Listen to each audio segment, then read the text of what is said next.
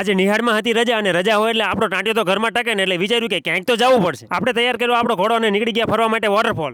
8 મહિના રાહ જોયા પછી જંગલનો આવો માહોલ જામે છે એટલે આવો લાભ તો કોઈ દી મૂકવાનો જ નહીં. ફાઇનલી આપણે પહોંચી ગયા છીએ વોટરફોલ પાસે, પણ લાગી છે ભૂખ. કરવું શું? સમોસા ભજીયા અને ઢેબરા મળે છે પણ એ આપણે ખાવા નથી, તો આપણે વિચાર્યું કે લઈ લઈએ કેળા, અને કેળા ઠપકાર્યા.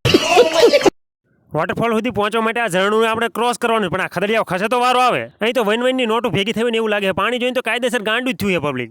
આખરે આપણે જ્યાં જવા નીકળ્યા ત્યાં પહોંચી જ ગયા. વોટરફોલ આવી ગયો છે, પણ અહીંયા જોવો તો કીડીઓની જેમ માણસો ઉભરાય છે. હવે તમે અહીંયા સુધી છેક આયા હોન ફોટા અને વિડીયોનો ઉતારો તો કંઈક બાકી રહી ગયું તો એવું લાગે, જિંદગીમાં કંઈ ઘટતું એવું લાગે, ને આપણે કંઈ જિંદગીમાં ઘટવા દેવું નથી. એટલે આપણે પડાવી લીધા 100 ગ્રામ ફોટા અને એક વિડીયો પેક કરાવી લીધો.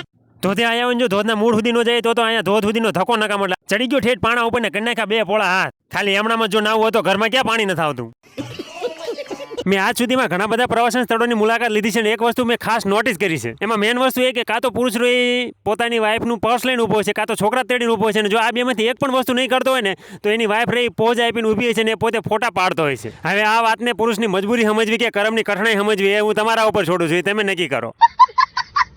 હવે વોટરફોલ તો મારે ઘણી વાર જવાનું થયું, પણ જ્યારે હું જાઉં છું ત્યારે મને એવા નમૂનાઓ તો હંમેશા મળી જાય છે કે જે પાણીમાં પાતળિયા ડેટકાની જેમ પડ્યા હોય અને આઘાઈ નો ખસે ને પાસાઈ નો ખસે. આપણે જવું હોય તો આપણને જગ્યા નો આપણને શરીર પાછું એવું મોટું હિપોપોટેમસ જેવું હોય ને કે એને ક્રોસ કરીને જવું હોય તો ક્રોસ કરીને જઈ ન હોય કે અડધું તો પાણી ધોધનું રોકીને બેઠા હોય. આવી આઈટમો ખાલી મને જ ભટકાય છે કે તમને આવો અનુભવ થયો હોય જરા કહેજો તો ખરા. હવે આ વિડીયોમાં ધ્યાનમાં બેઠેલો જોઈને તમને નોટંકી કરતો હોય ને એવું લાગતું હોય છે, પણ ના મારા વાલા, આમાં નોટંકી જરાય નથી. આપણે જાવી એવી જગ્યાએ જો ભગવાનને ભેળા ન રાખીએ તો ક્યારે રેશન કાર્ડમાંથી નામ નીકળી જાય ને એનું કઈ નક્કી ન હોય. દેખા આપને લાપરવાહી કા નતીજા. મગર તો તમે બહુ જોયા છે, પણ આવા નહીં જોઈએ. જો ઢીચણ હમણાં પાણીમાં ડૂબકી મારે, આને કહેવાય ખાડાના મગરમચ્છ.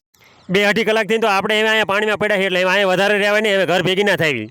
એક વાત તો છે કે તાજા પાણીમાં નાયા પછી આવા ડોળા પાણીમાં હાલું ગમે નહીં, પણ અહીંયાથી બહાર નીકળવાનો બીજો કોઈ રસ્તો નથી, એટલે હાલું જ પડશે. તો મિત્રો હવે હું જાઉં છું ઘરે, પણ જતા તમને એટલું કહેતો જો તમારે હજુ સબસ્ક્રાઇબ કરવાનું ફોલો કરવાનું બાકી હોય ને તો કરી નાખજો, કારણ કે એમાં જીએસટી તો લાગવાનો નથી અને મોજમાં તો કંઈ ઘટવાનું નથી. અને આ વિડીયો એ મિત્રો સુધી પહોંચાડી દો જે ઘર બહાર નથી નીકળતા, ઘર ઘૂસણા છે, ઘરમાં પડ્યા રહે છે નકરા. ફરી મળશું નવા વિડીયોમાં નવા સ્થળ સાથે. હર હર મહાદેવ. ધ્યાન રાખજો તમારું.